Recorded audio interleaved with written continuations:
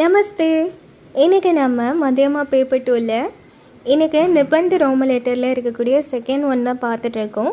காய், அதாவது கவு பற்றி தான் நம்ம இன்றைக்கி பார்க்க போகிறோம். ஓகே, அதுக்கு முன்னாடி என்னோடய சேனலை மறக்காமல் லைக் பண்ணிக்கோங்க, ஷேர் பண்ணுங்கள், சப்ஸ்கிரைப் பண்ணுங்கள். ஓகே ஓகே இப்போ நம்ம ரீட் பண்ணலாமா? गाय एक पालतू जानवर है, यह एक सीधा सादा जानवर है, यह हमें अमृत के सामान मीठा दूध देते हैं. அப்படின்னா காய் கவு நம்ம ஒரு செல்ல பிராணியாக தான் நம்ம வளர்க்குறோம். ஓகே, ஸோ அதுதான் சொல்லியிருக்காங்க. அது ரொம்ப சைலண்ட்டாக இருக்கக்கூடிய ஒரு அனிமல். ஜான்வர் அப்படின்னா அனிமல்னு அர்த்தம். ஓகே, இந்த சென்டென்ஸில் என்ன சொல்கிறாங்கன்னா, கவு நம்ம எல்லாருக்குமே, ஹமைன் அப்படின்னா நமக்கு, அம்ருத அப்படின்னா அமிர்தம் மாதிரி நல்ல ஸ்வீட்டான மில்க் நம்மளுக்கு தருது அப்படின்னு சொல்லியிருக்காங்க. பச்சே ஜவான் பூண்டே சபு காய் கா தூது பீத்தே ஹே. அப்போது குழந்தைங்க எல்லாரும் பால் குடிக்கும்போது அவங்களுக்கு ஒரு எனர்ஜி கிடைக்குது அப்படின்னு சொல்கிறாங்க. தந்துருஸ்தி கேலியே வஹ பஹுத் ஜரூரி ஹே. ஹெல்த்துக்கு இந்த பால் குடிக்கிறது நம்மளுக்கு ரொம்பவே இம்பார்ட்டண்ட்டாக இருக்குது அப்படின்னு சொல்கிறாங்க. காய் கே தூதுமே தாக்கத் ஹோத்தி ஹே.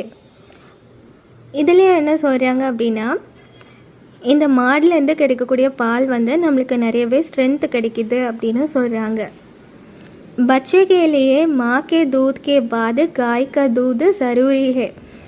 சின்ன கை குழந்தைங்கள்லாம் அவங்க அம்மா கிட்டேருந்து பால் குடிக்கிறதுக்கு அப்புறமா இதை பசுமாடோட பால் குடிக்கும்போது அவங்களுக்கு இன்னும் ஸ்ட்ரென்த்து தருது அப்படின்னு சொல்கிறாங்க. காய் கே தூது சே ஹம் தஹி பனாத்தே ஹே. தஹி அப்படின்னா கேர்டு. ஓகே, அப்போது பால்லேருந்து நம்ம கேர்டு ப்ரிப்பேர் பண்ணுறோம் அப்படின்னு சொல்கிறாங்க.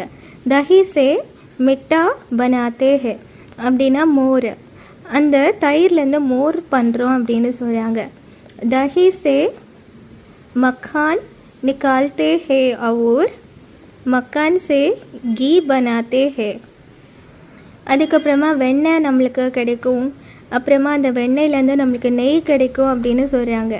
गाय के दूध से कई मिठाई भी बनाती है.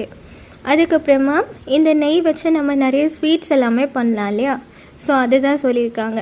காய் பகுத் உபயோகி ஜான்வர் ஹே. உபயோகி அப்படின்னா ரொம்ப யூஸ்ஃபுல்லான ஒரு அனிமல். வஹ் சாந்த் சபாவு கா ஹே. ரொம்பவே சைலண்ட்டாக இருக்கும்.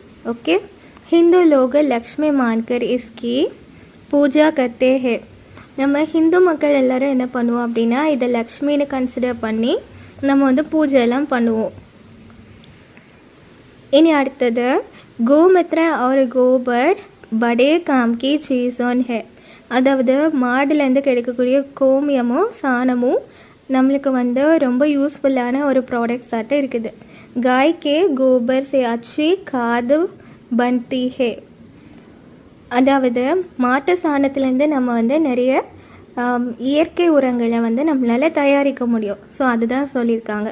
ஸோ எனி 10 சென்டென்சஸ் நீங்கள் நல்லா தரவாக படிச்சு வைங்க. ஏன்னா இது 10 மார்க்ஸ் இல்லையா? ஸோ நீங்கள் 10 சென்டென்ஸ் படிச்சு வைக்கும்போது உங்களுக்கு ஈஸியாக 10 மார்க்ஸ் ஸ்கோர் பண்ணலாம்.